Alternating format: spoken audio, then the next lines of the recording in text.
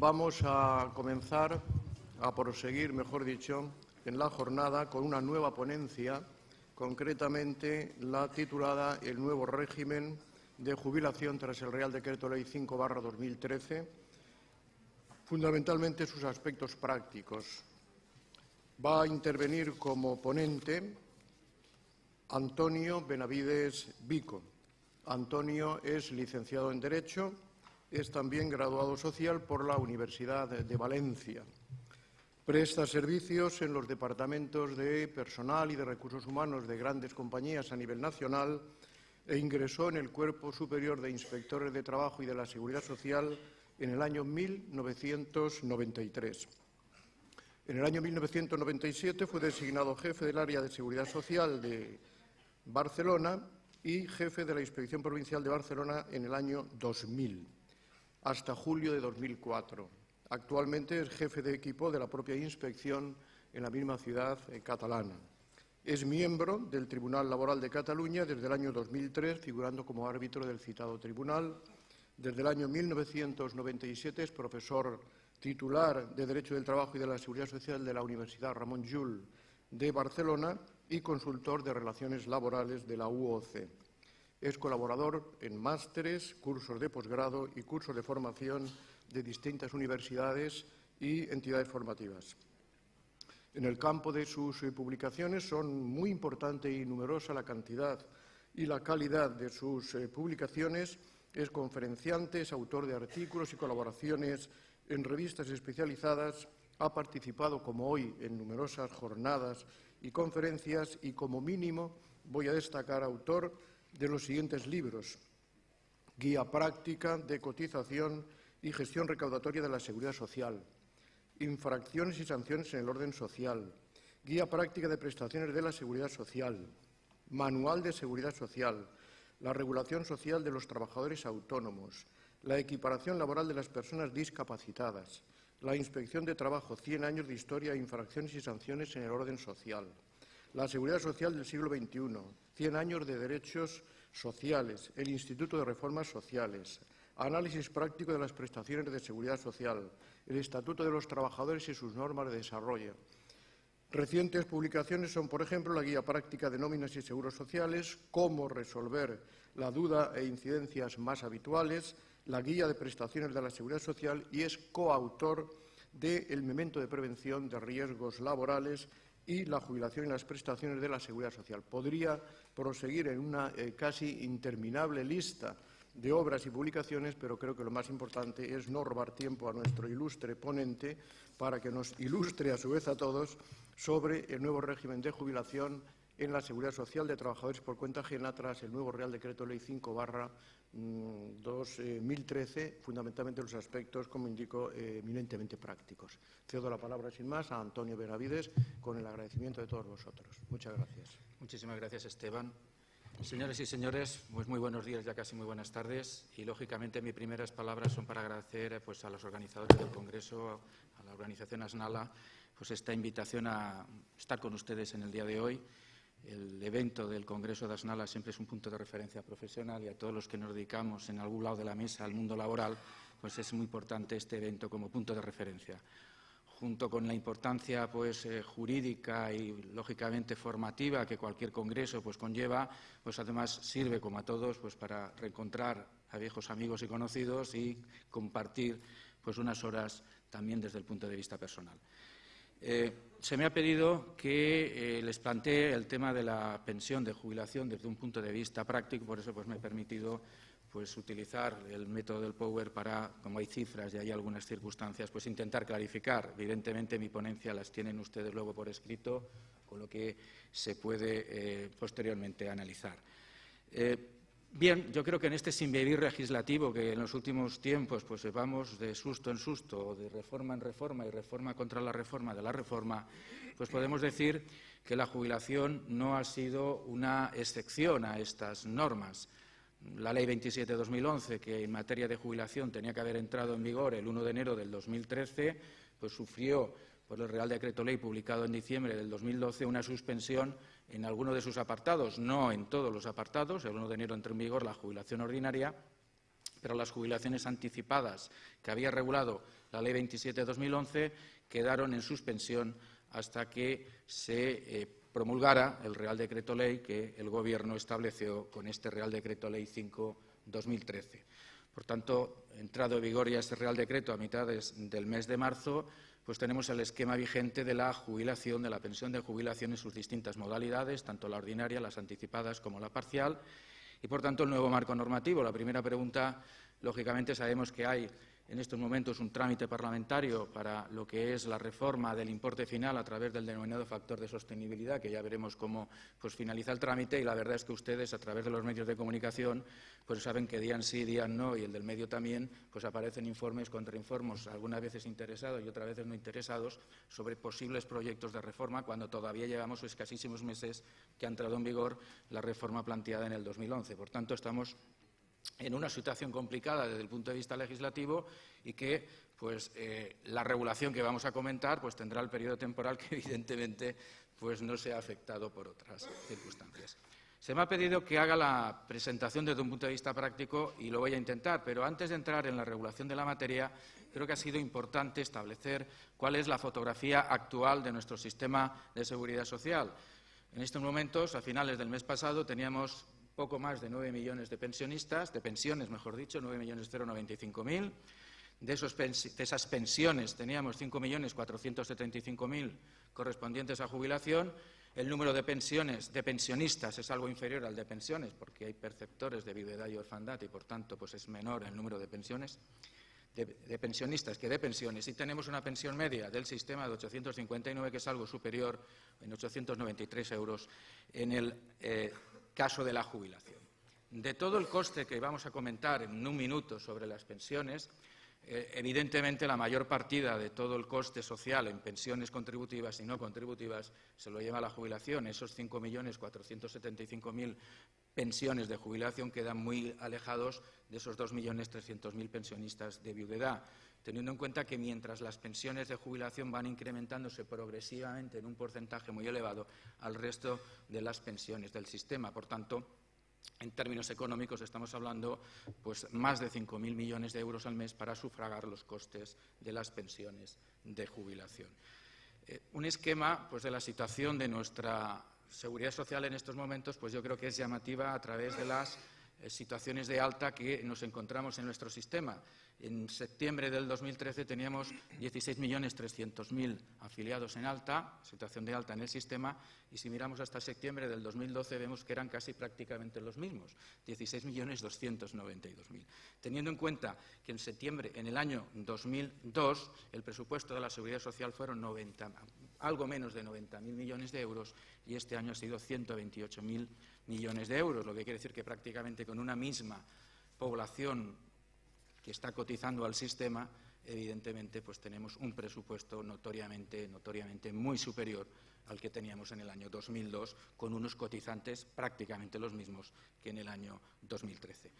En la comparación del ratio, vemos que estamos, si compatibilizamos y computamos en el ratio a los desempleados en un 2,32, pero este ratio no es real, porque cuando el Servicio Público de Empleo Estatal cotiza por los desempleados en la prestación contributiva, por un lado de la caja sale la cotización y por el otro lado entra. Por tanto, esa cotización es neutra, no la debemos computar realmente para tener en cuenta la contribución del sistema.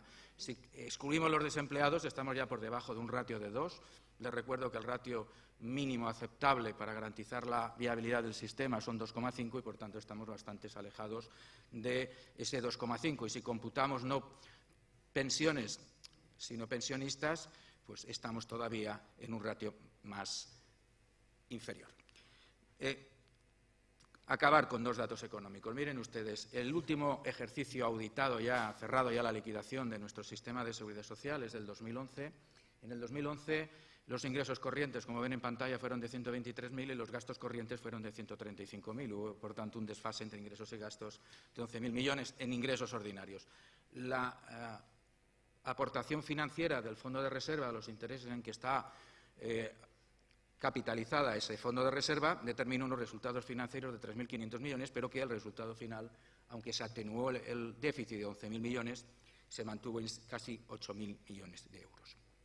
teniendo en cuenta que el 2011 no fue el primer ejercicio donde ya hubo dificultades entre los ingresos y los gastos. El ejercicio anterior, en el 2012, pues también estableció una importante minoración en los gastos que superaron a los ingresos y, si bien los importes de los intereses financieros reequilibraron el sistema. ¿Cómo vamos en el cierre del año pasado y cómo vamos en el cierre de este ejercicio? Pues miren ustedes, las cotizaciones el año pasado prácticamente cayeron en lo presupuestado un 5%, con lo que posiblemente cuando finalmente la intervención de la Seguridad Social cierre el ejercicio, pues estaremos en situaciones bastante similares a las que hemos expuesto en la primera transferencia.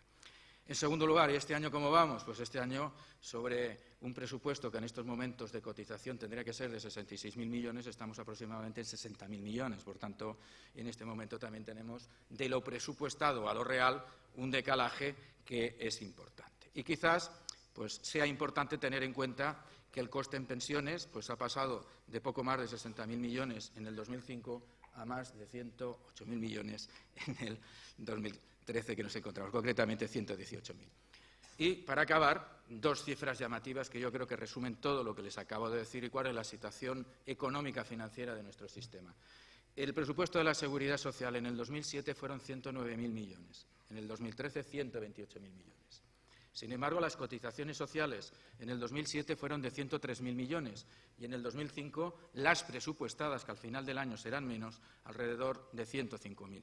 Lo que quiere decir que mientras los gastos, los ingresos han sido superados 10 veces por el importe de los gastos. Es decir, del incremento de gasto ha sido 10 veces superior al incremento de los ingresos.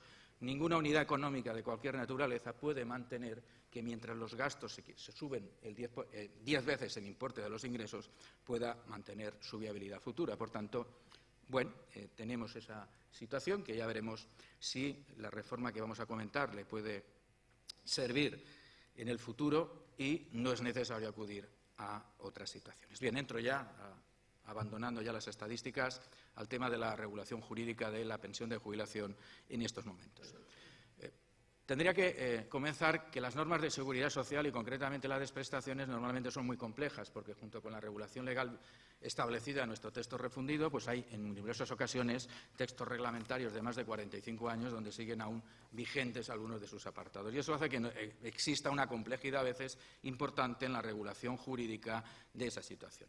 Bien, pues hay que tener que iniciar mi exposición sobre esta materia diciendo que desde el 1 de enero de este año tenemos dos regulaciones que están vigentes, la regulación de la anterior normativa a la Ley 27/2011 y la nueva regulación de la Ley 27/2011. Por tanto, si la complejidad ya teníamos en un único régimen jurídico, pues ahora al tener dos regímenes jurídicos distintos de la pensión de jubilación, pues evidentemente se incrementan esa problemática en cuanto a esta prestación del sistema público de seguridad social. Tenemos que tener en cuenta, por tanto, que tenemos dos regulaciones, la regulación anterior a la Ley 27/2011 y la que se materializa con la entrada en vigor de la Ley 27/2011 el 1 de enero y con la reforma que el Real Decreto Ley 5/2013 planteó a partir de mediados de marzo. El Real Decreto Ley 5/2013 pues se quedó a medio camino entre las intenciones que había planteado inicialmente la Ley 27 y el informe que el Gobierno remitió a la Comisión del Pacto de Toledo en octubre del 2012. En ese informe todavía las medidas de ajuste eran mucho más significativas de lo que finalmente el Real Decreto Ley 5/2013 ha establecido de forma jurídica. Bien, por tanto, el primer elemento para, desde el punto de vista práctico, analizar la pensión de jubilación en estos momentos, pues tiene que partir del análisis de, precisamente, esos dos regímenes jurídicos en materia de jubilación, el anterior a la Ley 27 y el posterior a la Ley 27. Y para eso nos tenemos que referir inicialmente a la disposición final duodécima de la Ley 27/2011, que es la que establece esta regulación, teniendo en cuenta que el mantenimiento de la regulación anterior a la Ley 27 es un mantenimiento absoluto que afecta tanto a las modalidades de jubilación como a los requisitos de acceso a las mismas, como al cálculo de la prestación y, por tanto, para todas las personas incluidas en esa disposición final desde el punto de vista práctico, durante el periodo transitorio hasta final del 2018 de esa disposición final 12ª, pues desde el punto de vista práctico la Ley 27 no le resulta de aplicación, lo que quiere decir que sus bases reguladoras, sus porcentajes sobre las bases reguladoras son las de la anterior normativa y no son los de la nueva normativa. Un primer efecto importante, incluso porque hay modalidades de jubilación que la Ley 27 deroga, como la jubilación a los 64 años como medida de fomento de empleo, que sigue vigente, por tanto, dentro del colectivo de personas a las que les resulta de aplicación esa disposición final 12ª. Esa disposición final 12ª fue modificada por el Real Decreto Ley 5/2013 respecto a la previsión inicial que había establecido la Ley 27/2011. Y las modificaciones pues, son importantes. A mi juicio, resulta con claridad que, con la modificación de esa disposición final, el Gobierno quiso ampliar el número de colectivos a los que no le resultaba de aplicación la nueva Ley 27. Y esto se ve con claridad porque la barrera entre un y un nuevo sistema de jubilación, entre la regulación anterior y la nueva regulación, inicialmente la Ley 27/2011 había situado la fecha de barrera entre uno y otro sistema en supuestos anteriores a 2 de agosto del 2011. Y, sin embargo, como vamos a comentar, la fecha de inicio del nuevo sistema y, por tanto, no estar afectado por la Ley 27 se pospone a 1 de abril del 2013. Por tanto, evidentemente, entre el 2 de agosto del 2011 y el 1 de abril del 2013, desde el punto de vista coloquial, pues más beneficiarios están excluidos de la Ley 27. Desde el punto de vista de los cambios en esa disposición final, pues creo que son importantes las matizaciones que hizo la nueva redacción de esta disposición final por el Real Decreto Ley 5/2013. El primer supuesto es un supuesto prácticamente absoluto, es un supuesto de estar excluido de la nueva ley cualquier trabajador que haya causado baja antes del 1 de abril del 2013. Todo el periodo transitorio en los 3 supuestos de colectivos que enumera la disposición final, en la Ley 27 no tenía un plazo determinado de duración. La Ley 27 había establecido el periodo transitorio, pero no había fijado hasta cuándo era aplicable ese periodo transitorio. Sin embargo, el Real Decreto Ley sí que sitúa en los 3 supuestos que enumera de colectivos afectados la fecha límite para acogerse a la anterior normativa finalizará el 31 de diciembre del 2018. A partir de 1 de enero del 2019, ese periodo transitorio ya no resulta de aplicación. Bien, pues el primer supuesto es un supuesto muy amplio porque incorpora cualquier persona que haya causado baja en la Seguridad Social antes del 1 de abril del 2013, que se haya producido esa baja y que no vuelva a quedar incorporado al sistema. El segundo supuesto es más complicado, como comentaré posteriormente, porque va a afectar a las personas incluidas en procedimientos de regulación de empleo o en planes de prejubilación, y el tercer supuesto son toda la problemática de los jubilados parcialmente ya antes del 1 de abril del 2013 o los que van a acceder a la jubilación parcial con posterioridad a esa fecha, con acuerdos, convenios o pactos formalizados antes del 1 de abril del 2013. La idea de que el Gobierno quiso ampliar la disposición final también no solo se manifiesta porque modificó la fecha de distinción entre un régimen y otro, sino porque concedió, y evidentemente me consta que muchos despachos tuvieron que hacer horas extraordinarias entre las últimas semanas de marzo y el 15 de abril para poder presentar en la Seguridad Social los acuerdos de jubilación parcial que posibilitaba el mantenimiento del régimen jurídico anterior y, por tanto, la no sujeción a esa situación. Si no se hubiera querido ampliar, pues no se hubieran dado esas casi 4 semanas que hubo para hacer los documentos y presentarlos a la entidad gestora. Desde el primer supuesto y desde el punto de vista práctico, quiero plantear las siguientes cuestiones. En primer lugar, que está en este primer supuesto cualquier persona que haya finalizado su relación laboral y la norma no se establece el requisito que haya sido por causa imputable a su voluntad, que haya causado baja al sistema. No es necesario una involuntariedad en la baja. Por tanto, entra en cualquier supuesto de baja en el sistema, sea por causa imputable al trabajador, sea por causa no imputable al trabajador. El segundo requisito es no haber quedado incluido después de esa baja, que se tiene que haber producido antes del 1 de abril del 2013, en ningún régimen del sistema. Si se incorpora al régimen, a cualquier régimen del sistema, ese efecto desaparece y, por tanto, ya hay sujeción a la Ley 27. Tenemos que tener en cuenta, por tanto, primero, que nos sirve cualquier extinción, cualquier fecha de baja que en la base de datos corporativas del sistema de seguridad social conste con antes de 1 de abril del 2013 suficiente, pero el segundo requisito es que esa persona no haya causado alta en cualquier otro régimen del sistema después de esa baja que justifica esa aplicación. Teniendo en cuenta, sin embargo, que tenemos que diferenciar el causar alta de otras situaciones técnicas que son las situaciones asimiladas al alta. Por tanto, debemos entender que el que después de esa baja que motiva esa incorporación, esa disposición final, no destruye esa aplicación de esa norma otras situaciones técnicas asimiladas al alta, aunque sean con cotización, como es el convenio especial, o es la situación de desempleo con cotización. Incluso otras situaciones que no den lugar a su incorporación al sistema, como puede ser el ejercicio profesional en un colegio profesional que tiene mutualidad alternativa, porque lo precluye, lo que impide el mantenimiento de la disposición final es causar alta en el sistema. Si no se causa alta en el sistema, lo único que va a servir de referencia es la baja anterior a 1 de abril del 2013.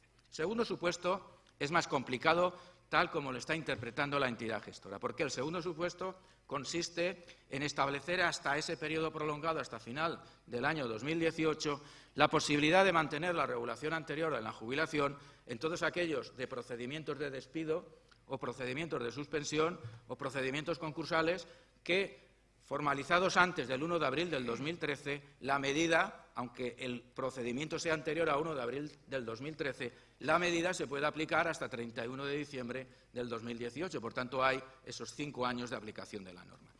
En este segundo apartado hay varias lagunas que creo conveniente desde el punto de vista práctico comentar. La primera, que la norma habla a las personas que tienen la relación laboral suspendida o extinguida.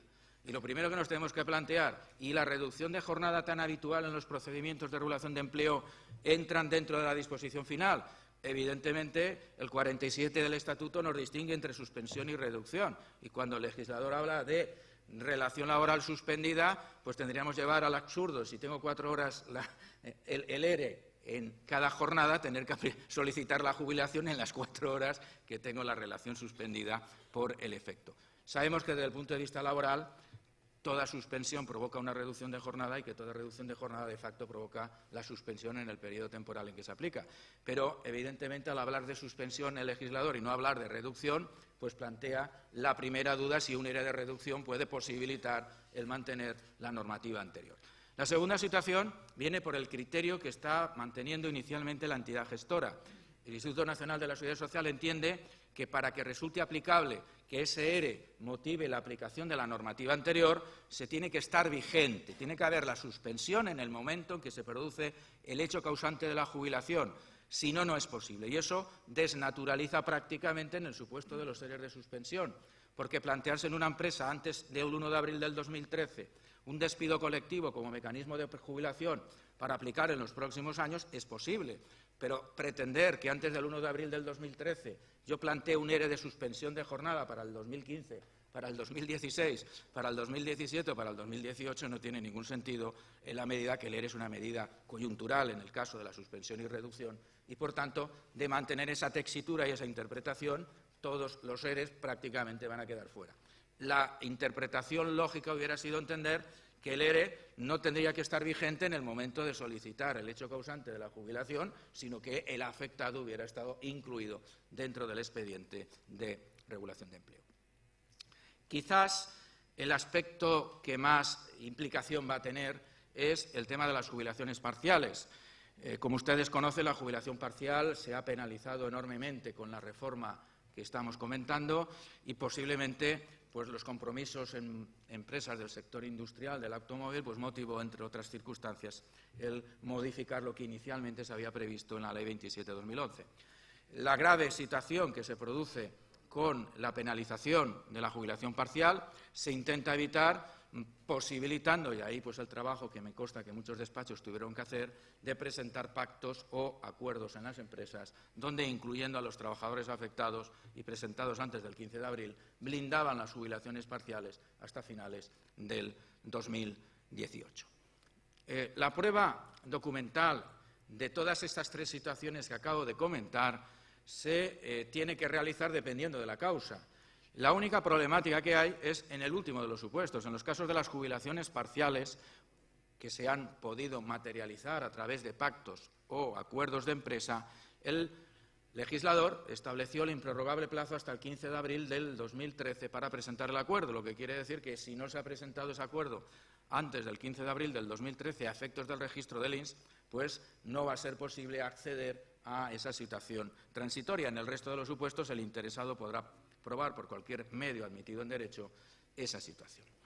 Es conveniente también resaltar que, a diferencia de otras reformas en el ámbito de la seguridad social y concretamente de la pensión de jubilación, como sucedió por la Ley 40/2007, el establecer un régimen de mantenimiento de la normativa anterior, no estamos ante un derecho de opción que tiene el beneficiario para decir aplíqueme ese Ley 27 o quiero ir por la legislación anterior, porque la disposición final 12 lo que establece es la atribución directa de la normativa anterior, sea mejor o sea peor que la de la Ley 27, lo que motiva que cualquier persona que está en los tres supuestos que acabo de comentar directamente se le excluye de la Ley 27, lo que determina la aplicación de la normativa anterior. Y claro, esto, desde el punto de vista práctico, puede provocar algunas distorsiones. Me permito poner un supuesto. Es decir, trabajador que en los últimos años ha estado en el régimen general, que se le extinguió el contrato por un despido, tiene 63 años y que a solicitar la pensión por la nueva Ley 27 a través de la modalidad que comentaremos posteriormente. Pero esa persona resulta que en los últimos años estuvo en régimen general, no ha llegado a los 15 años en el régimen general y en los años anteriores estuvo en autónomos. Por tanto, por el cómputo recíproco resulta mayoritario el régimen de autónomos. Pero esta persona está excluida de la aplicación de la Ley 27. Al resolver el régimen de autónomos, en el régimen de autónomos, por la normativa anterior, el autónomo no se puede jubilar a los 63 años. Por tanto, la aplicación de la norma le impide acceder en condiciones más ventajosas a una situación de jubilación que podría ser. Evidentemente, del buen criterio de la entidad gestora, pues será considerar individualmente estos casos y posibilitar el acceso. Evidentemente, el beneficiario también puede evitar esa situación, con darse un mes de alta en la Seguridad Social, ya ha evitado esa situación y, por tanto, entraría dentro del supuesto. Pero lo que les quiero indicar es que no estamos ante un derecho de opción, sino ante una remisión directa a la normativa anterior, sea más beneficiosa o sea menos beneficiosa para el beneficiario, que es la legislación de Ley 27. Centrándonos ya, por tanto, en Ley 27, lógicamente lo anterior pues sigue como conocíamos hasta ahora y el nuevo mapa de la jubilación tras el Real Decreto Ley 5/2013 pues sigue manteniendo los cambios introducidos por la Ley 27 en la jubilación ordinaria. Hay una nueva reformulación respecto a las jubilaciones anticipadas, se penaliza las jubilaciones anticipadas, se hace más difícil el acceso a las jubilaciones anticipadas, se penaliza la jubilación parcial con nuevos requisitos que va a presuponer que para las personas no incluidas en esa disposición final 12ª, la jubilación parcial, salvo en grandes empresas, va a ser una medida muy poco utilizada. Y, por último, el legislador también, a través del Real Decreto Ley 5, amplía los supuestos de compatibilidad de la pensión de jubilación y trabajo, que también intentaré referirme al final, con una nueva modalidad de jubilación denominada jubilación activa. Bien, empezaremos con la jubilación ordinaria.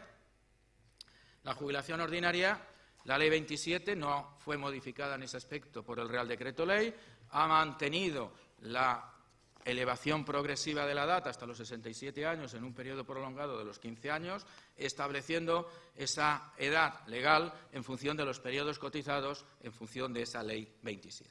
A la hora de establecer esos periodos cotizados, si ustedes analizan la tabla transitoria, hay periodos anuales y hay periodos por meses. Este año, por ejemplo, ejercicio 2013, para la jubilación a los 65 años exigen 35 años y 3 meses. Por tanto, se publicó a final de diciembre una norma reglamentaria para determinar cómo calculó los meses. Los años está claro que son 365 días, pero los meses, ¿cómo los calculaba? Bien, por la entidad gestora, para calcular si la persona tiene el periodo cotizado en meses que exige la norma, transformará inicialmente todo el periodo en alta en días.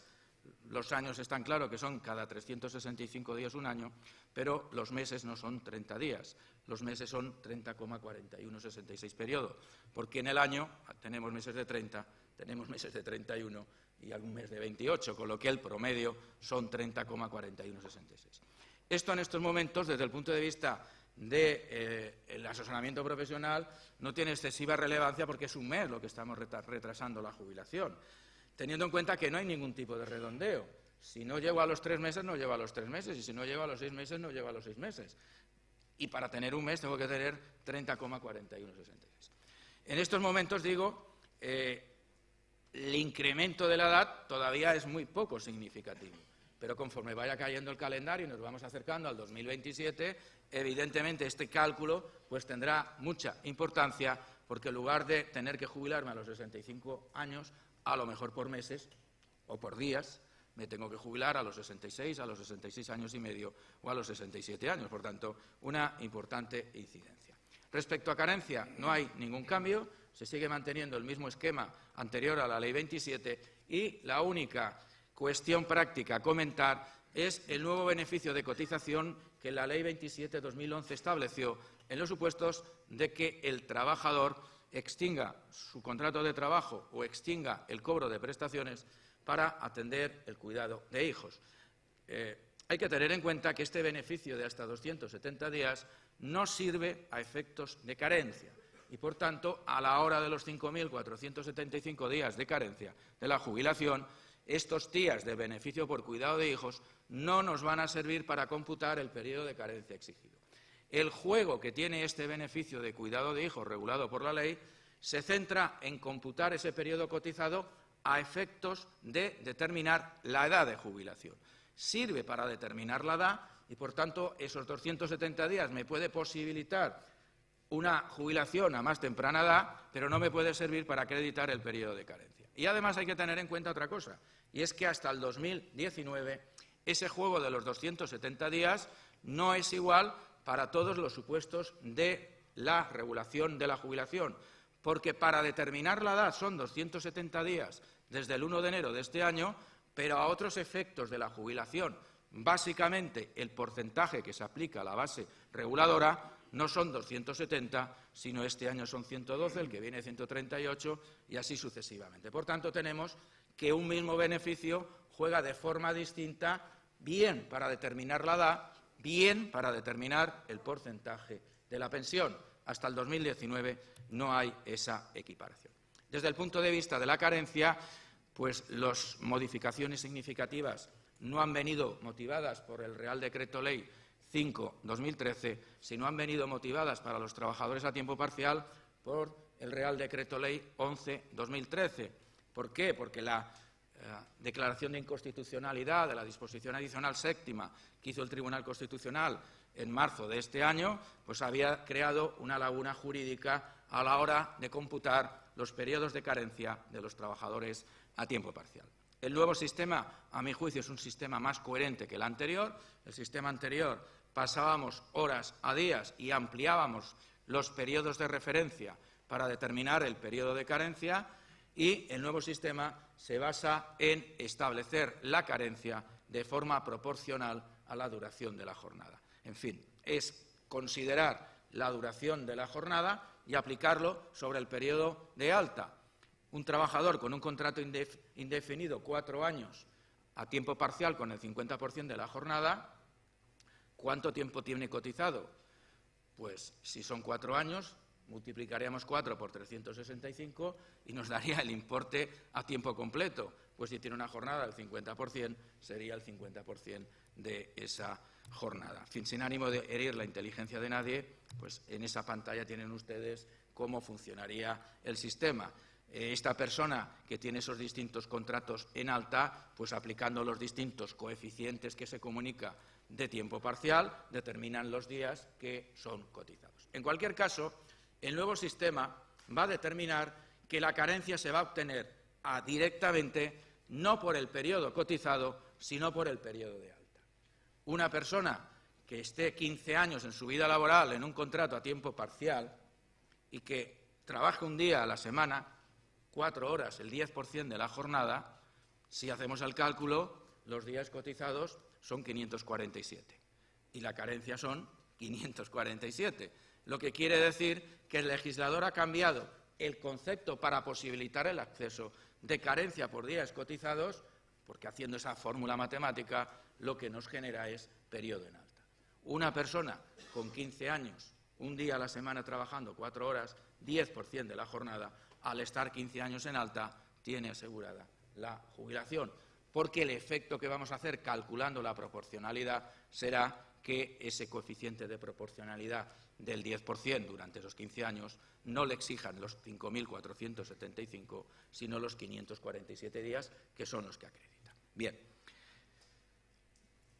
Respecto a los tiempos parciales, es importante señalar, creo, que la nueva normativa, mucho más ventajosa que la normativa anterior y bastante más coherente, se puede retrotraer en todas aquellas solicitudes que los beneficiarios presentaron años anteriores y fueron denegadas por el INS por falta de carencia, teniendo en cuenta un hecho importante que establece la disposición transitoria de este Real Decreto Ley 13/2013, y es que el hecho causante se establece en la solicitud inicial, lo que tiene muchísima importancia a la hora de acreditar la carencia. Pueden haber transcurrido 8 años de la solicitud inicial y, por tanto, no es lo mismo acreditar la carencia hace 8 años para atrás 15 años que si ahora la solicito con 8 años de inactividad. Por tanto, el que solicitó la prestación, el hecho causante es en el momento de la solicitud inicial, y el que no la solicitó porque ya consideró que no tenía periodo de carencia, evidentemente también la puede solicitar, pero el hecho causante en ese caso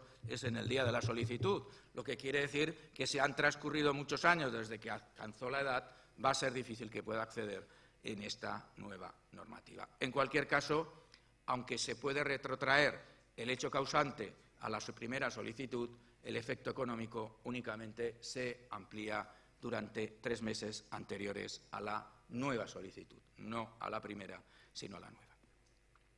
En la Ley 27, el importe de la pensión, evidentemente para esto se hace la ley, no se hace para incrementar las pensiones, sino se hace para reducir el importe de las pensiones, y esa reducción del importe se consigue a través de distintas vías.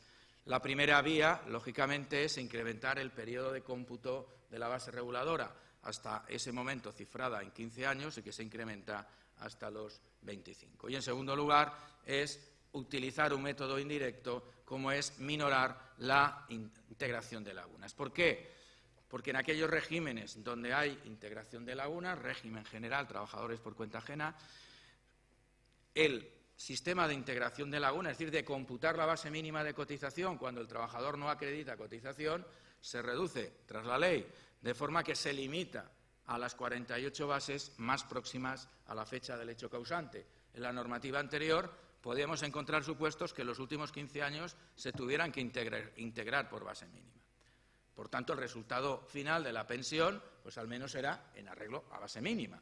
Ahora, con las dificultades de esta integración, limitándola únicamente a base mínima durante los 48 meses más próximos a la fecha del hecho causante y el resto al 50%, pues no hay que ser un genio en las matemáticas para pensar que el resultado final va a ser inferior, porque no es lo mismo computar 748, que es la base mínima, que el 50% de 748.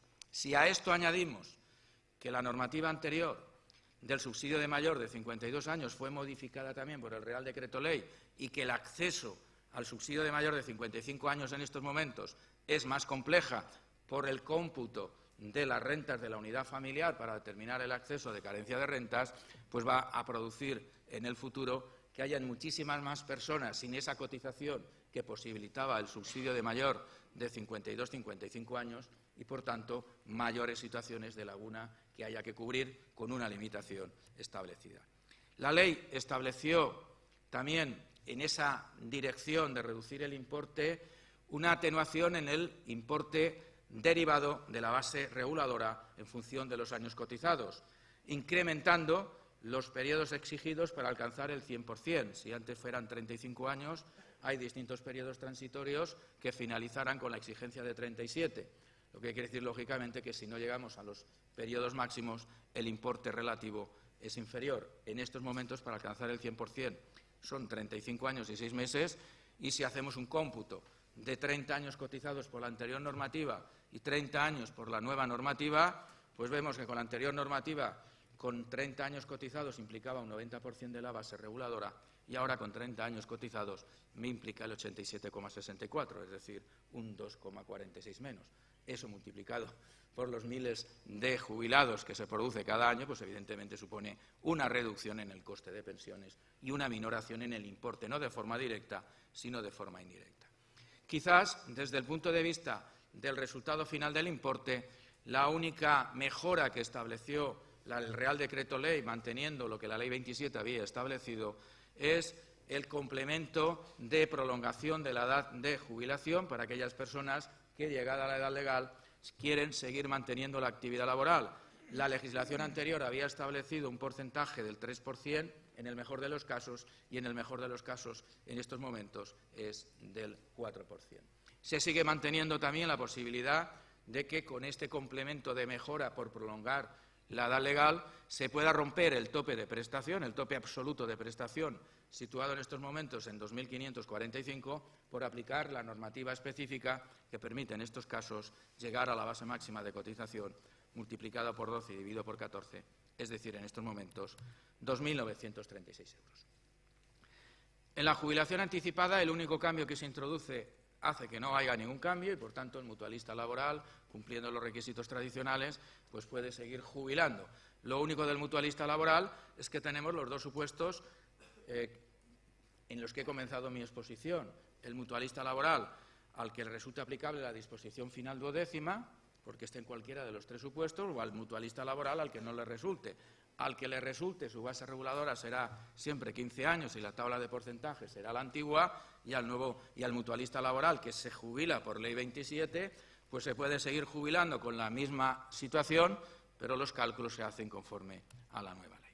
Bien, cambios significativos sí que hay en el Real Decreto Ley en materia de jubilación anticipada. ¿Por qué? Porque con la normativa anterior y con la ley que había producido la Ley 27, la jubilación, teníamos dos modalidades de jubilación anticipada, a dos edades fijas, a partir de dos edades fijas. Los 61 años en supuestos de reestructuración de crisis en las empresas y los 63 años como forma voluntaria. Sin embargo, el primer cambio que en materia de jubilación anticipada establece el Real Decreto Ley 5/2013 es eliminar lo de una edad fija de 61 años y cambia el concepto de 61 años como acceso a la jubilación en estos casos por un cambio en el que la edad ya no es a partir de los 61 en todos los casos, sino 4 años antes de la edad legal que a esa persona le correspondiera jubilarse en función de su cotización. Lo que quiere decir que si no tiene la cotización suficiente para jubilarse a los 65, esa jubilación no puede ser a los 61.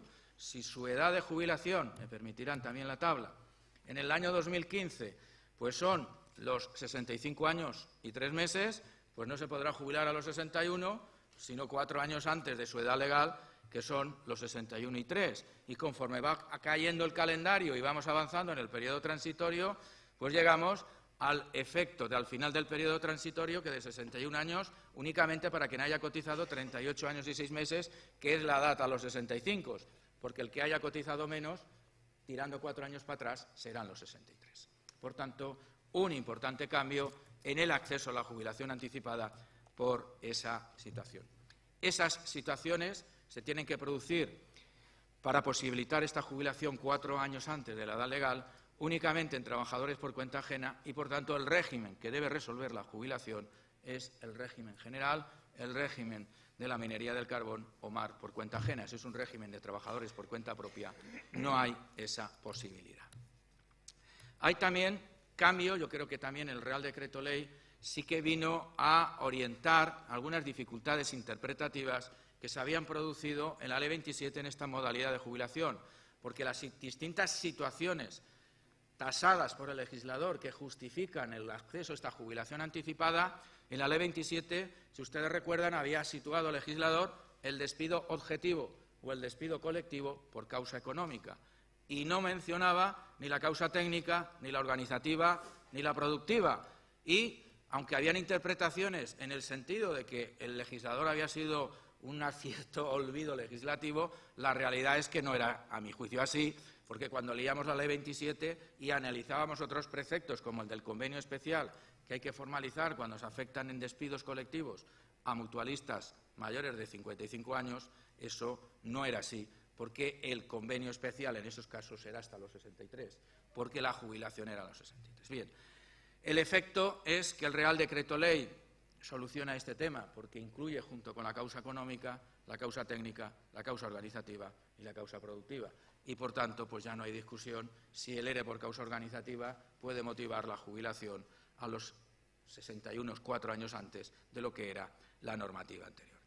El resto de supuestos se mantienen y quizás lo único que cabría destacar, que como he referido anteriormente, esta disposición únicamente resulta aplicable a los trabajadores por cuenta ajena, quizás hubiera sido conveniente que para las trabajadoras autónomas, también víctimas de violencia de género, hubiera sido factible también el acceder a la jubilación anticipada, cosa que con la redacción actual no puede ser porque se habla de extinción de la relación laboral.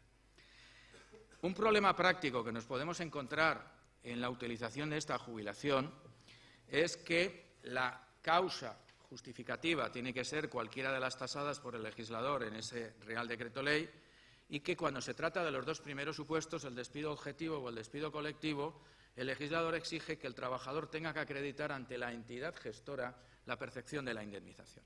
Evidentemente se quieren evitar situaciones de connivencia, de afectación de una teórica reestructuración para posibilitar el acceso y se exige que el beneficiario tenga que acreditar ante la entidad gestora la percepción de la indemnización.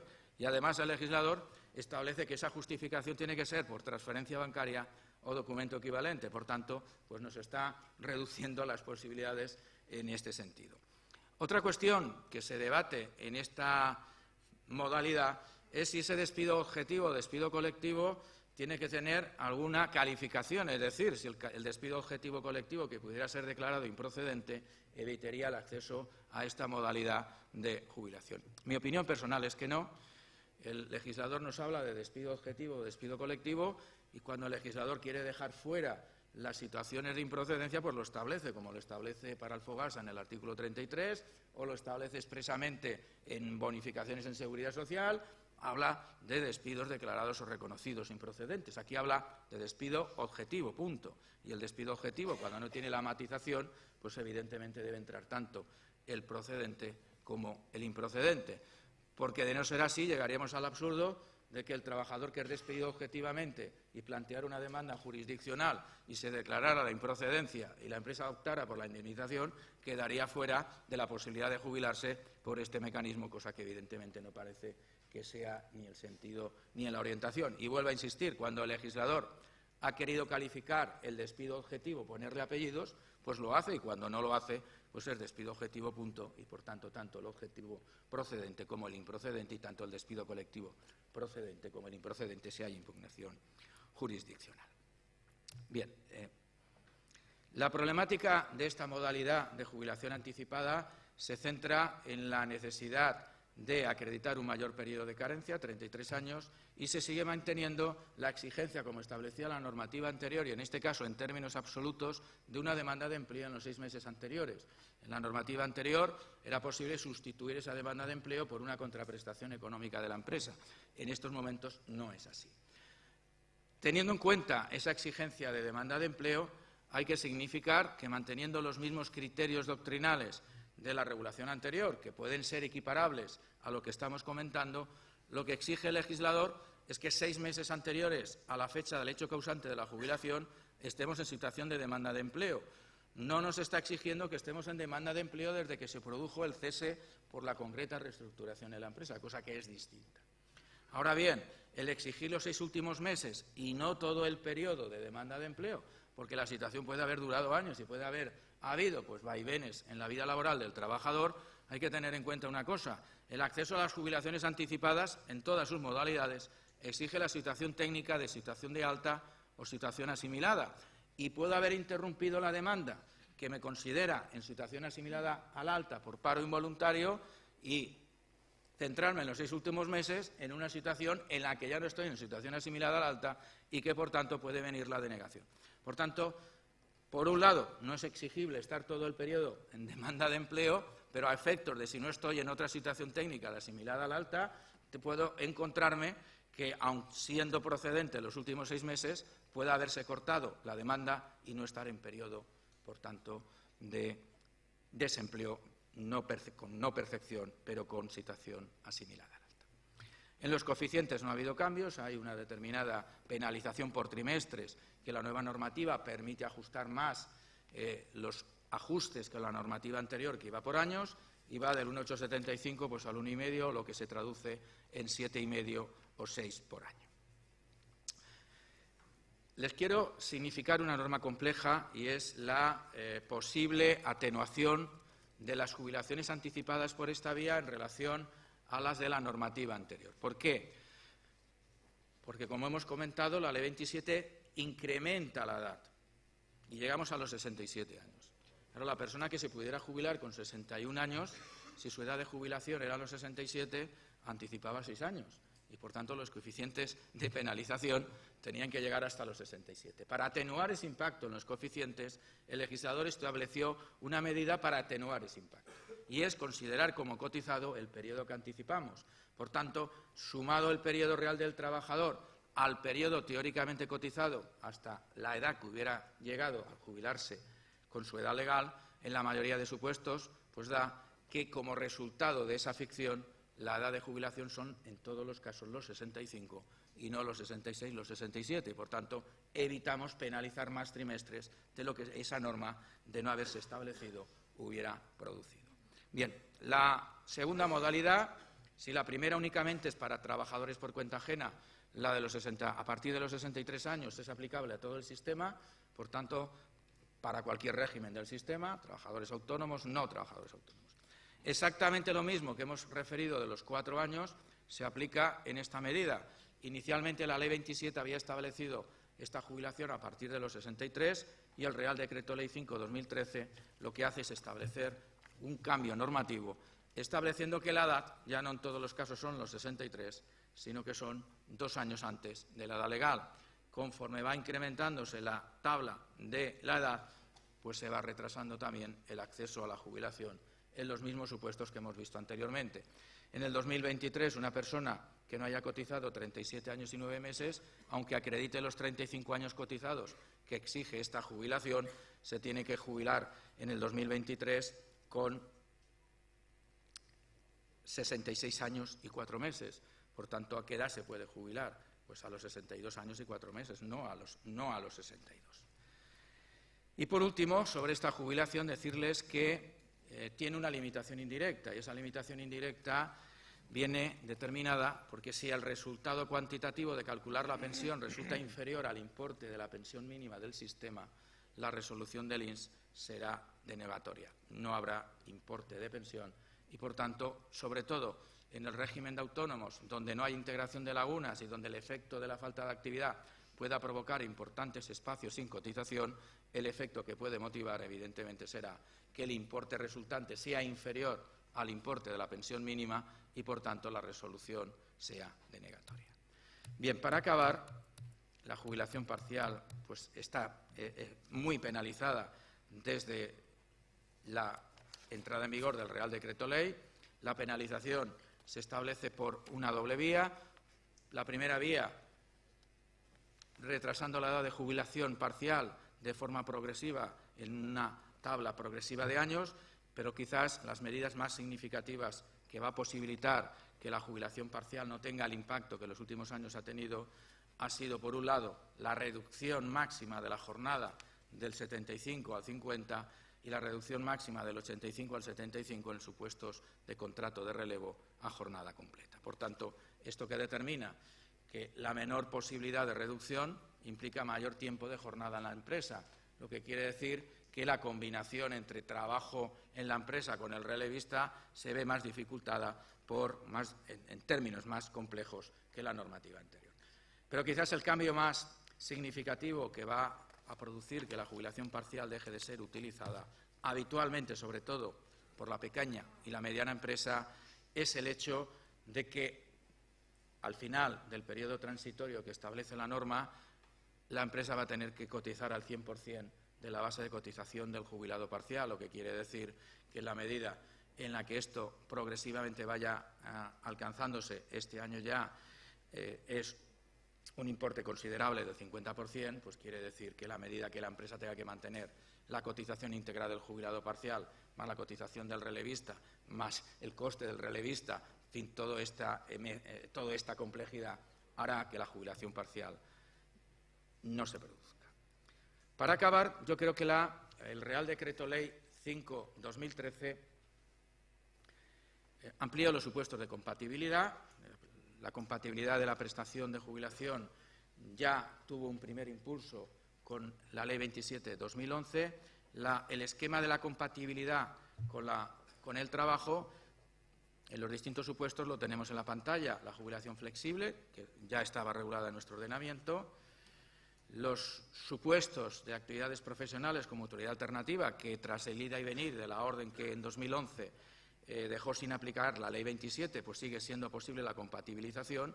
Los supuestos especiales para profesores universitarios eméritos o para personal sanitario emérito, que regulan nuestras disposiciones adicionales de la Ley de Seguridad Social, pero las novedades a las que me voy a referir son la compatibilización de ingresos y la nueva jubilación activa, muy brevemente, para cumplir, aunque vamos con un poco de retraso, con el horario previsto. Bien, en cuanto a la compatibilización de ingresos, el legislador, en la disposición final quinta de la Ley 27/2011, incorporó en el artículo 165 de la ley una nueva vía de compatibilización, y esa vía de compatibilización es con el trabajo por cuenta propia. El jubilado puede, una vez jubilado, realizar una actividad por cuenta propia, y esa actividad por cuenta propia es compatible con la jubilación siempre que el nivel de ingresos que obtenga por ese trabajo por cuenta propia no supere el importe del salario mínimo en cómputo. Por tanto, tenemos una zona de margen para mantener la actividad por cuenta propia con absoluta compatibilización con el 100% de la pensión de jubilación. El legislador, en esta utilización de este precepto, no vino más que materializar el criterio doctrinal que el Tribunal Supremo nos había establecido en referidas sentencias en la década de los años 90, donde, al analizar el criterio de la habitualidad que es necesaria para causar alta en el régimen de autónomos, había considerado que el umbral de la habitualidad era obtener unos ingresos superiores al salario mínimo. Bien, con esa situación, por tanto, el trabajo por cuenta propia es compatible con la pensión de jubilación siempre que el nivel de ingresos sea un nivel de ingresos que no supere el salario mínimo anual. Bien, los criterios administrativos sobre esta novedad pues han intentado reducir, como siempre suele suceder, la Administración intenta a veces cortocircuitar algunas de las posibilidades que se establece, y la Dirección de Ordenación de la Seguridad Social interpretó ya en el año 2012 esta situación nueva de compatibilidad. Lo más relevante de esa resolución, de esa consulta que se efectúa por la Dirección de Ordenación de la Seguridad Social, es que ese límite cuantitativo de trabajo por cuenta propia compatible con el salario mínimo es cuando el trabajo por cuenta propia es anual. Trabajo anual, salario mínimo anual. Si el trabajo por cuenta propia es no anual, trimestral, pues el importe no son los 9.000 euros del salario mínimo, sino la parte proporcional del salario mínimo. Cuestión importante también a debatir, hasta recientemente, en el que la Tesorería ha establecido un criterio interpretativo, es: ¿y estos ingresos que son brutos o son netos? ¿Qué ingresos son los que me posibilita mantener la compatibilidad? ¿Unos ingresos brutos totales en la actividad o unos ingresos netos deducidos los gastos necesarios para la actividad? Bien, Tesorería se ha inclinado por esta segunda solución y ha establecido que el nivel de ingresos son los ingresos netos, por tanto, ingresos brutos menos gastos fiscalmente deducibles, lo que amplía evidentemente el margen de situación para llegar a la compatibilización. Y para acabar, pues comentarles que la otra vía de compatibilización se establece por la jubilación activa. La jubilación activa permite, con los requisitos que establece esta norma, pues compatibilizar, aunque sea con el 50% de la pensión, el mantenimiento de la misma actividad profesional por cuenta ajena o la misma actividad por cuenta ajena cuando el beneficiario ha accedido a la jubilación a la edad legal y con el 100% de la base reguladora. Yo creo, sinceramente, que aquí el legislador no ha previsto la efectividad de esta medida. La efectividad de esta medida era posibilitar una reducción del 50% de las pensiones en algunos supuestos, y lo que se está consiguiendo no es ahorrar nada el sistema, sino que se está motivando con esta nueva norma de jubilación activa es que la persona que no pensaba acceder a la jubilación, porque el decalaje entre su nivel retributivo y la pensión, pues evidentemente es importante, pues ahora accede a la jubilación, sigue percibiendo sus mismos ingresos totales y además el 50% de la pensión, que es lo que determina esta jubilación activa. Por tanto, el sistema en estos momentos no se está ahorrando nada, que era la idea, sino que se está cargando con el 50% de pensiones que no iban, por la habitualidad del supuesto, a plantearse hasta años en el que la persona hubiera decidido jubilarse. Evidentemente, el mantenimiento del mismo nivel de ingresos, sin ninguna cortapisa, con la misma jornada exactamente cumpliendo los requisitos, pues determina que el sistema no se esté en estos momentos ahorrando en el 50%, sino se está incrementando con el 50% en muchos casos que, de no ser por esta norma, no se hubiera accedido a la jubilación. Teniendo en cuenta que esta norma permite además otro hecho importante, y es que esa persona ya tiene la situación reconocida de jubilación, con un cálculo de base reguladora que hoy en día pues son de 16 años. Puede estar 3, 4 años trabajando en la actividad y, por tanto, no se va a ver afectado por el incremento paulatino de la base reguladora en el cálculo y por los efectos que se puedan producir, porque él ya tiene la condición de jubilado y en el momento en que cesa la actividad se le repone automáticamente el 100% de la pensión. Bien, evidentemente son temas muy complejos, con muchas letras pequeñas en toda la normativa de seguridad social. He intentado hacer un flash de urgencia, porque evidentemente en una hora es muy difícil abarcar toda la complejidad de esta materia. Y por mi parte nada más, les agradezco muy sinceramente su presencia en la ponencia y, lógicamente, a Asnala su invitación y su confianza en mi persona. Muchísimas gracias.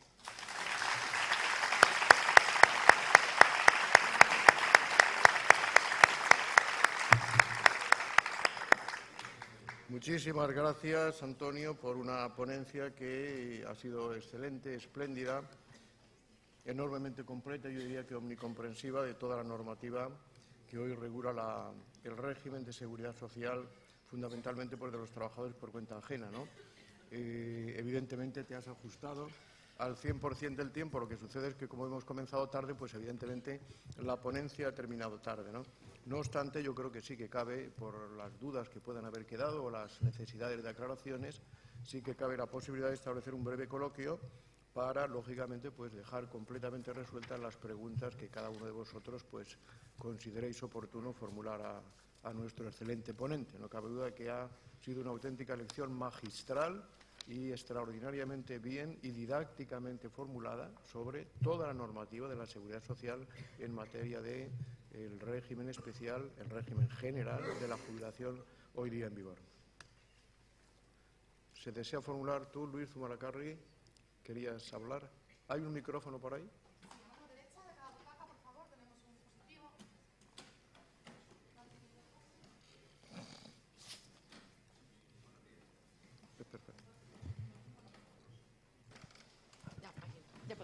Sí, buenos días, Antonio.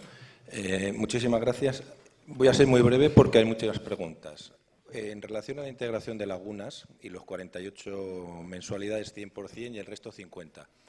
Criterio, si son las primeras 48 al 100% o son los 48 meses inmediatamente anteriores al hecho causante.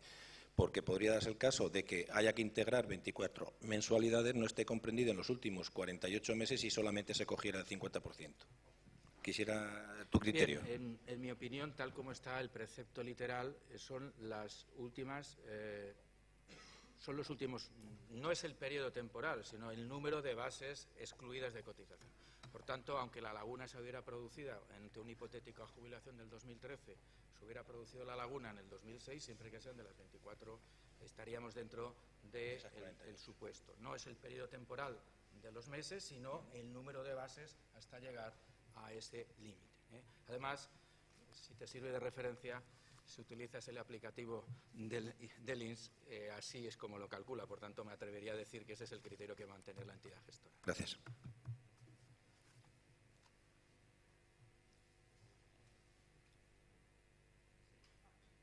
¿Me sitúo o no? Ah, bien. Sí. En el caso de la compatibilización de la pensión de jubilación con la activa, con el trabajo, en caso de sea el trabajo por cuenta propia, esa cotización de solidaridad del 8% más la cotización IT es sobre la base nueva elegida en caso de o sobre la base que venía trayendo el trabajador autónomo. Bien, gracias. Evidentemente la norma no lo especifica. En mi opinión será sobre la base que elija el trabajador autónomo, en la medida en el que, aunque haya una prácticamente continuación de la actividad, el trabajador está en una situación, ese 8% debería ser sobre la base que él elija, entre la base mínima y la base máxima, no entre la base que necesariamente hasta ese momento de la jubilación. Hay que partir que el trabajador está en una situación técnica de jubilado, por tanto ha causado baja en el sistema, por tanto será nueva alta, y la nueva alta motiva la posibilidad de opción en los términos que acabamos de comentar. En mi opinión personal sería el 8% sobre la base elegida. Teniendo en cuenta que no tiene ningún efecto a prestaciones futuras, sería un tanto, desde el punto de vista de enriquecimiento injusto del sistema, el exigir mantener una cotización cuando no va a servir para ningún efecto en el futuro. Esa cotización no tiene ninguna relevancia, a diferencia de la jubilación flexible, donde sí que puede haber un recálculo de base reguladora si sale mejor y que incluso se puede atenuar el porcentaje de anticipación.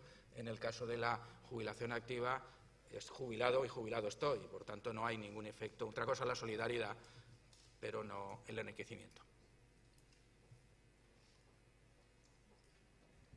Sí, antes que nada, desde luego, felicitar a Antonio por la exposición. Yo, desde luego, bueno, antes que nada, soy Vicente Bercher de Valencia, no lo he dicho.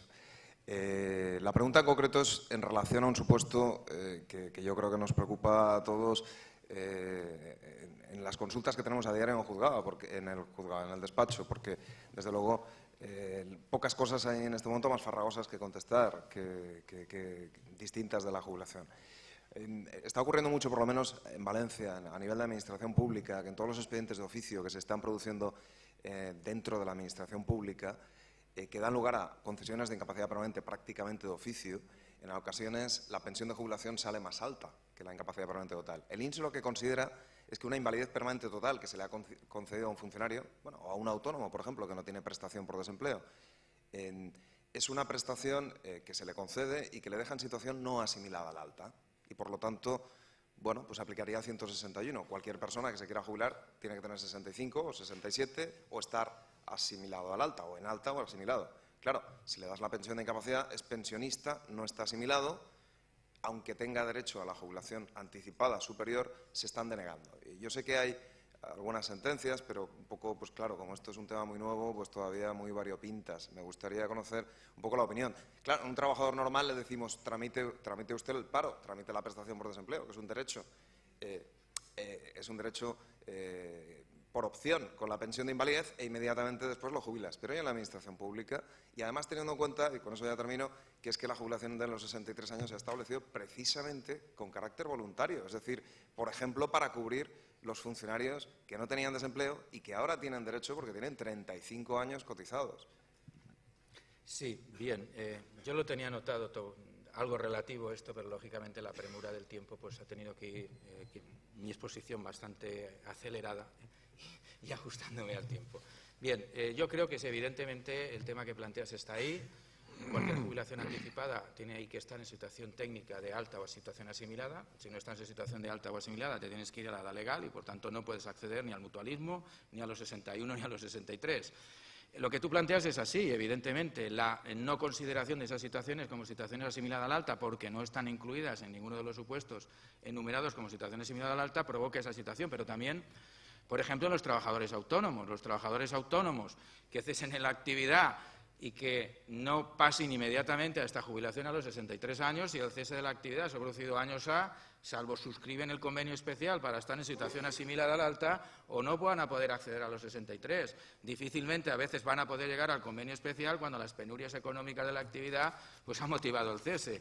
Por tanto, o se reconsidera, evidentemente, esta redacción del precepto concretamente para la jubilación a los 63 años, pero veo difícil solución, porque el criterio de la entidad gestora es seguir manteniendo las mismas situaciones asimiladas altas tradicionales y no abarcar ni ampliar los supuestos. Por tanto, esa falta de situación asimilada al alta determinaría, en los casos que tú manifiestas de la administración pública o los casos de trabajadores autónomos que no pueden acceder a la situación asimilada al alta por paro involuntario, pues que o la jubilación a los 63 años es inmediatamente al cese en la actividad, porque la edad lo permite y la carencia, o difícilmente se va a poder acceder porque no siempre se va a suscribir el convenio especial como mecanismo. Por tanto, mi opinión, evidentemente, es compartida con la tuya, pero tal como está redactada la norma le veo difícil situación, le veo una difícil resolución, salvo que haya un cambio legislativo en ese sentido.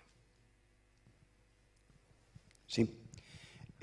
Con arreglo al nuevo Real Decreto Ley 11 del 13, en lo que se refiere al contrato de tiempo parcial, en el ejemplo que he visto en la pantalla y en el ejemplo que plantea el propio INS, se elabora el coeficiente global de proporcionalidad de jornada contando los distintos periodos al X%, pero hasta 1994 no existía el concepto del contrato a tiempo parcial en lo que se refiere a la cotización.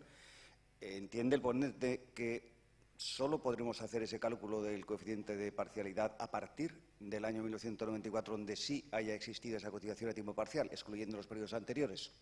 Evidentemente, bien, el contrato a tiempo parcial en nuestro ordenamiento no ha existido siempre. Como todos bien sabemos, el contrato a tiempo parcial pues, surge en un momento determinado. Inicialmente, el que fuera a tiempo parcial motivaba a exigir la cotización al 100% y, por tanto, al cotizar al 100%, aunque las horas de prestación de servicio fueran inferiores, pues determinaba una cotización al 100% y a todos los efectos era trabajador a tiempo completo, sin perjuicio de que el número de horas fuera inferior. Es decir, ¿qué es lo que va a utilizar la entidad gestora? Va a utilizar el coeficiente de parcialidad que hemos comunicado a la base de datos. Cuando hemos comunicado el alta del trabajador, hemos comunicado el porcentaje de jornada. Y ese porcentaje de jornada es el que va a computar. Por tanto, si no tenemos el cómputo anterior de 1994, no tenemos ese pues difícilmente se va a poder aplicar directamente.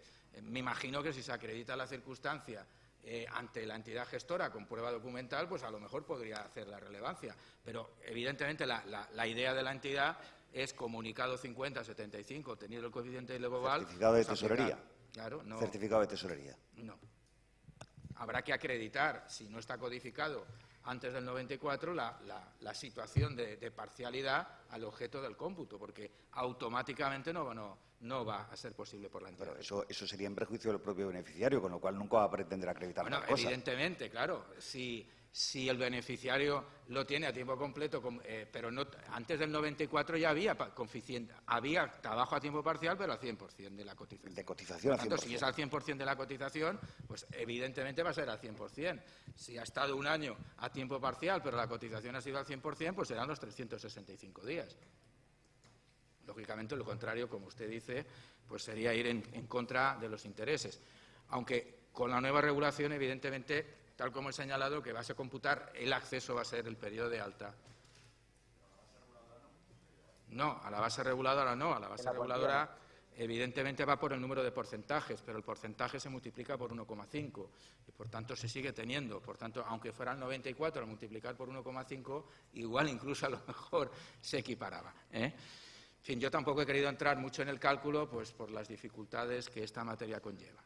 Pero para la base reguladora, el porcentaje a tiempo parcial se multiplica por 1,5, lo que quiere decir que el porcentaje sale relativamente compensado. No absolutamente, pero en cierta medida compensado.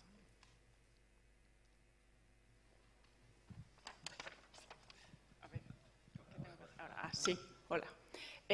Vamos a ver, en relación a la jubilación activa, a mí me surge una duda porque tengo un asunto en el despacho de un señor que se quiere jubilar, que tiene 67 años, pero no ha generado el 100% de la base reguladora a los 65, sino que lo ha generado como consecuencia de haber estado cotizando estos 2 últimos años, ¿no? Con lo cual, no sé si al pedir la jubilación activa me van a decir que como a los 65 no había generado el 100%, no se puede acoger a este sistema, aunque la realidad es que ahora ya tiene generada el 100% de la base. Bien. No sé si hay algún lógicamente criterio no sé lo que le responderá la entidad gestora, pero evidentemente mi opinión personal es que no tenía que ser afirmativa la jubilación activa. Es decir, la norma no habla de acreditar la carencia a los 65 años, sí que lo hacía antes para los coeficientes de mejora por prolongación de la edad, donde sí que había que acreditar la carencia en el momento de cumplir 65 años. La normativa actual lo que dice es que la persona se tiene que jubilar a la edad legal, a partir de la edad legal, puede ser a los 65, a los 66 o a los 67, y acreditando el 100% de la base reguladora. Por tanto, si esta persona se jubila con 67 años, se jubila a la edad legal, y en segundo lugar, si por sus años de cotización alcanza el 100% de la base reguladora, no le veo ningún motivo para que la entidad gestora deniegue esa jubilación activa, porque el tenor literal de la norma no determina, creo en mi modesta opinión, ninguna interpretación alternativa, tal como está redactada la norma. Gracias. Yo quería preguntar, en relación con la jubilación parcial, los problemas que está planteando los convenios colectivos suscritos antes de la reforma, en que la empresa aceptaba la obligatoriedad a petición del trabajador de la jubilación parcial, y al alterarse de una forma sustancial y probablemente injustificada la penalización tan brutal de la jubilación parcial, cabría entender la aplicación de la cláusula rebus sic stantibus, al igual, creo recordar, que cuando se cambió la prestación de IT, ¿os acordáis?, 60, 75, los 20 primeros días, que el Tribunal Supremo convalidó la posibilidad de inaplicar un compromiso de convenio colectivo por alteración de las bases negociales sobre las que se firmó.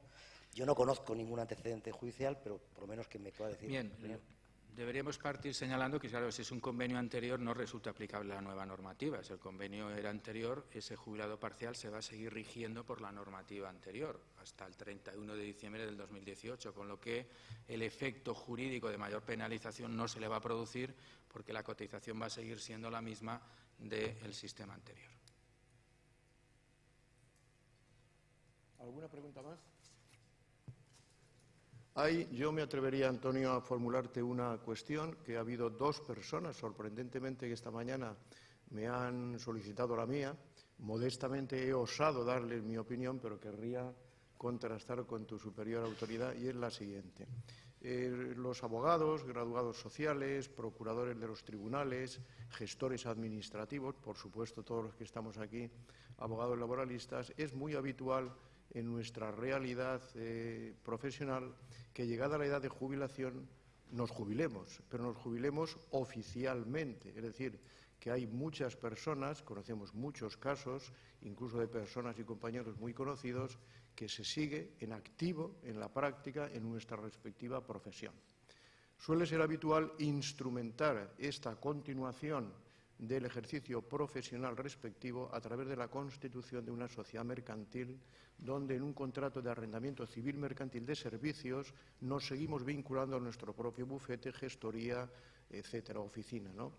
Esto, con la disposición adicional 27ª de la Ley General de la Seguridad Social, con la ley del año 2011, 27-2011, y con la normativa actual, ¿es legal, es ilegal? ¿Qué cortapisas tiene? ¿Cómo ha sido interpretado por la Dirección General de Ordenación de la Seguridad Social? Puesto que es un tema muy en la práctica, muy real y muy del día a día.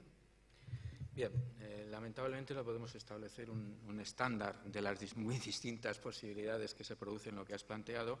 Lo primero tendríamos que plantear, bueno, el profesional es de un colegio profesional con mutualidad alternativa, porque si es un colegio con mutualidad alternativa, pues la compatibilidad con la jubilación es absolutamente total y, por tanto, no hay ninguna cortapisa ni ninguna entidad. Por tanto, los abogados, los médicos, los procuradores, no los graduados sociales que no tienen mutualidad alternativa, pero esos colectivos, los que tienen mutualidad alternativa, pues el profesional se puede haber jubilado por una actividad por cuenta ajena en el régimen general y mantener el despacho, evidentemente, porque está de alta la mutualidad alternativa. Ahí no hay ninguna cortapisa y, por tanto, está directamente la compatibilidad.